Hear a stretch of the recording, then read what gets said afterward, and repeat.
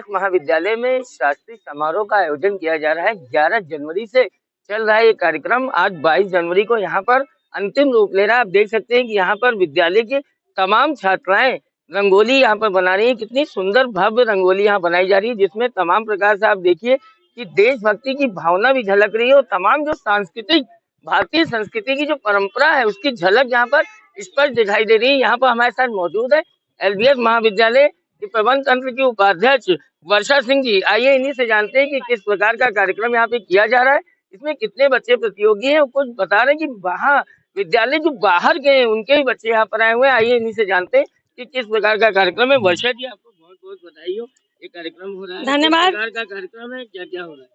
ये हमारे यहाँ 11 से 23 जनवरी तक एक पूरा सप्ताह मनाया जा रहा था, जिसकी शुरुआत हुई थी स्वामी विवेकानंद जी की जयंती से और इसका समापन हम 23 तारीख को कर रहे हैं। ये inter college, inter university, inter जो हमारे जितने भी यूनिवर्सिटी से कनेक्टेड स्कूल्स और कॉलेजेस हैं उनको बुला के हम एक कंपटीशन करवा रहे हैं, जिसमें बहुत सारी प्रतिभाओं का आप प्रदर्शन देख सकते हैं। उसमें से एक जिसके बगल हम खड़े हैं, रंगोली आयोजन, क्विज का आयोजन, स्पोर्ट्स को रिलेटेड चीजें और ऐसी शिक्षा को रिलेटेड बहुत सारी चीजें हम कर रहे हैं।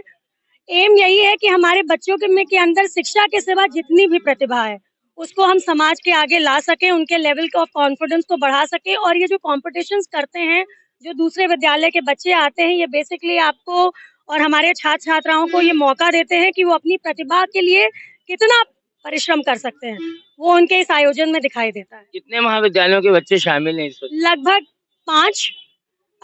ये हमने सूचना तो लगभग हमारे, आप समझ सकते हैं कि हमारी यूनिवर्सिटी से लगभग 700 कॉलेजेस जुड़े हुए हैं। ये थोड़ा सा हमारे लिए चिंता का विषय है कि जब ऐसे कोई कार्यक्रम होते हैं किसी भी कॉलेज में, तो प्रतिभागियों की संख्या जिस हिसाब से होनी चाहिए वो नहीं होती। तो आपके माध्यम से मैं ये जरूर कहना चाहूंगी कि हर कॉलेज को जब भी ऐसा कोई कंपटीशन हो तो अपने बच्चों को ऐसी जगहों पे भेजना चाहिए, क्योंकि जब वो किसी और के परिसर में जाके अपनी प्रतिभागी देते हैं या अपनी योग्यता का एक अपनी योग्यता दिखा पाते हैं, तो उनके अंदर जिस तरीके का भावना उत्पन्न होती है वो शायद अपने परिसर में करने से नहीं होगी। मैडम, जैसे कि अभी छात्रवृत्ति की बात आ रही है, आपने एक सत्य सरोज फाउंडेशन भी शुरू किया है। कुछ बच्चों को आप छात्रवृत्ति इस बार देने जा रहे हैं, इसकी घोषणा आपने की थी। कितने बच्चों को आप देंगे और कब दिया जाएगा? ये छात्रवृत्ति हमने पिछले साल अपने पिताजी के जन्मदिन पर अनाउंस की थी। इस छात्रवृत्ति को हम लगभग 10 साल चलाएंगे। ये पहली बार होगा क्योंकि हमने पिछले साल अनाउंस किया था, तो मेरिट लिस्ट इस साल आई है। इसकी घोषणा भी कल होगी। इसमें हम लगभग 10 बच्चों को अलग अलग फैकल्टी और फील्ड से लगभग 10,000 प्रति बच्चा दिया जा रहा है। एम इस छात्रवृत्ति का यही है कि जितने भी मेरिटोरियस छात्र हैं उनको इस धन से अपनी शिक्षा को बढ़ाने में जो भी योगदान मिल सके वो प्रयास कर रहे हैं। एक्चुअली ये फाउंडेशन मेरे माता पिता के जाने के बाद मैंने शुरू की। इस फाउंडेशन का एक बहुत बड़ा पार्ट शिक्षा है, क्योंकि मेरे माता पिता और जो भी मैं आज हूँ उसकी एक बहुत बड़ी वजह शिक्षा है। तो मुझे ऐसा लगता है कि जो भी छात्रवृत्ति या जो भी मदद मैं देना चाहती हूँ, मैं उन जो बच्चों को देना चाहती हूँ जो इस योग्य हैं कि समाज में आगे जाके इस पैसे से जो भी उपयोग वो अपनी शिक्षा के लिए कर सकें, उनके लिए लाभदायक होगा। हमेशा देखा जाता रहा है कि एलबीएस से तमाम बच्चे ऐसे हैं जो कहीं ना कहीं डिग्री लेके तो बाहर गए, लेकिन रोजगार का साधन उनको नहीं मिल पाया। अभी अभी आपके समय में कितने बच्चों को रोजगार के लिए जोड़ा जा रहा है? किस प्रकार का यहाँ पे आयोजन किया जाए? देखिए, मैंने जब इस परिसर में, इस प्रांगण में काम करना शुरू किया तो मुझे रियलाइज हुआ कि हमारे यहाँ के बच्चों में हुनर बहुत है, पर उनके शायद जिस तरीके की शिक्षा है उससे उस तरीके के जॉब्स उन्हें मिल नहीं पा रहे। जो बात शिक्षा को रोजगार से जोड़ने की जाती है, मैंने आपको पहले भी बताया कि हमने IT for 2T का मिशन स्टार्ट किया था, जिसके तहत भी हमारे ही प्रांगण से लगभग 7 लड़कियां हैं जो अपने घर से बैठ के जॉब्स पा चुकी हैं। रही बात यहाँ के छात्र और छात्राओं की है, तो आपने देखा होगा कि पिछले साल हमने प्लेसमेंट सेल का इनॉग्रेशन किया। प्लेसमेंट सेल के पीछे एक ही वजह थी कि शिक्षा को, जब तक शिक्षा रोजगार तक ना पहुंचे उस शिक्षा का कोई महत्व नहीं रह जाता। अगर आप देखें तो शिक्षा को रोजगार से जोड़ना बहुत आवश्यक है। हमने पिछले वर्ष भी एक बहुत बड़ी NIT के माध्यम से प्लेसमेंट ड्राइव कराई थी, जिसके तहत लगभग 12 बच्चों की ट्रेनिंग चल रही है डिफरेंट प्राइवेट बैंक्स और कंपनीज में। अभी 26 तारीख को फिर एक नया बैंक है उत्कर्ष करके जो हमारे परिसर में आ रहा है और वो बच्चों को यहाँ से प्लेस करके ले जाएगा। द होल आइडिया इज कि हमारे परिसर में से जब बच्चे बाहर निकले तो उनके हाथ में सिर्फ डिग्री ना हो, उनके हाथ में रोजगार भी हो, उनके हाथ में एक पैकेज हो जिसके तहत उनके माँ बाप को ये चिंता ना करनी पड़े कि इसके बाद हमारा बच्चा अब कमाई के लिए क्या करेगा। मैडम ये तो रही बच्चों की बात। स्टाफ की अगर बात करें तो कुछ हर वर्ग का ध्यान रखते हुए कुछ ऐसी बातें आ रही हैं कि फोर्थ क्लास के कर्मचारियों को कुछ अलग से अप्रिशिएट किया जा रहा है, कुछ चयनित कर्मचारियों को जिन्होंने उत्कृष्ट कार्य किया है। कितने ऐसे हैं और क्या उनको दिया जाए? देखिए, हमारा जब हम कहते हैं महाविद्यालय परिवार, तो इसमें कोई क्लास नहीं होता, इसमें शुरुआत छात्र और छात्राओं से लेके क्लास 4 तक जाती है। इसमें सभी वर्गों का हम ध्यान रखते हैं और ये पहली बार नहीं हो रहा है। आपने देखा जब भी हमने अभी कुछ टाइम पहले अपने क्लास 3, क्लास 4 कर्मचारियों को कुछ किचन के अप्लायंसेस भी गिफ्ट किए थे। क्योंकि अब ठंड बहुत है, हम हर साल करते हैं कि हम उनको जैकेट, कंबल या शॉल जैसी चीजें प्रोवाइड कर सके।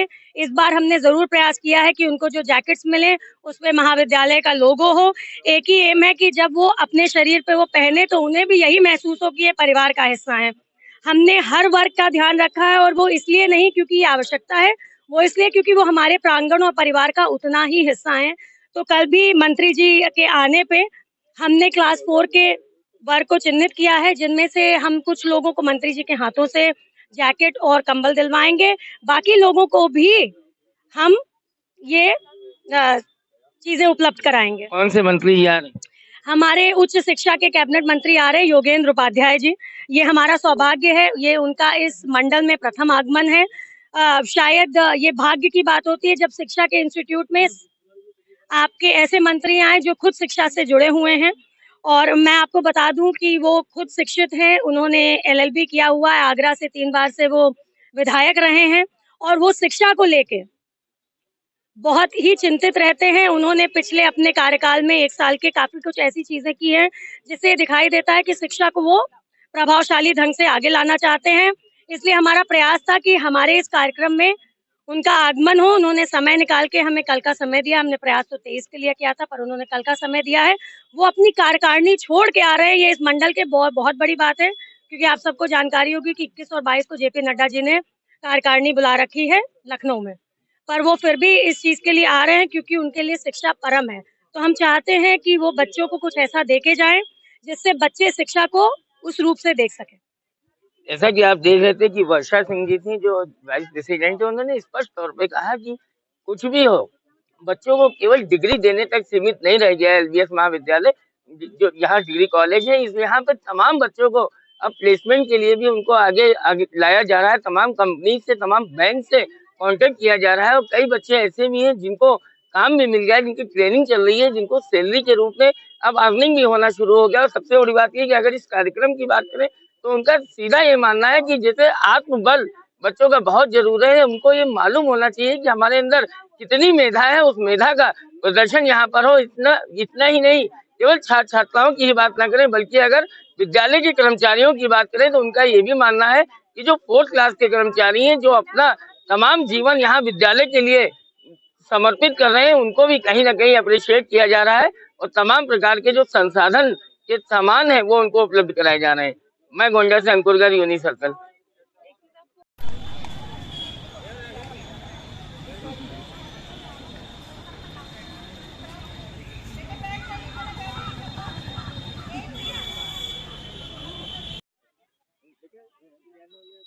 मेरा नाम महविश मिराज है सर।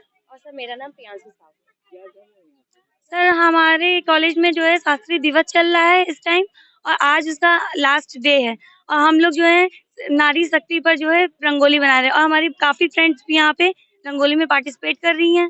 सर जैसे कि देख सकते हैं हम लोग ने बनाया है सर बेटी बचाओ बेटी पढ़ाओ पर, कि बेटियों को जो है पढ़ाना चाहिए, ना कि उनकी बचपन में ही शादी करना चाहिए। और खेलने की उम्र में लोग छेड़ते हैं उन्हें तो वो अपना आत्मविश्वास खो के अपनी सुसाइड कर लेती हैं। और सर देखिए जैसे उनकी शादी कराई जाती है और साथ में वो पढ़ना चाहती है लेकिन वो उनके साथ जो है दहेज की मांग होती है, तो हम लोग को दहेज के साथ अपनी बेटियों को विदा करना पड़ता है। क्या लगता है ऐसे प्रोग्राम ऑर्गेनाइज करने से आप लोगों को क्या फायदा हो रहा है?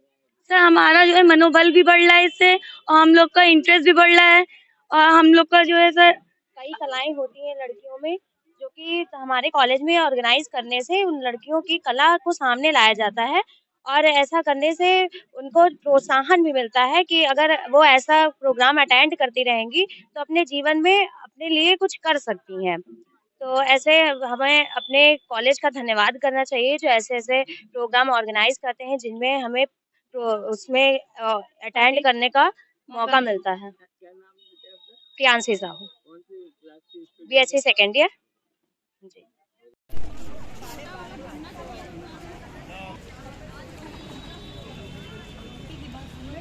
बना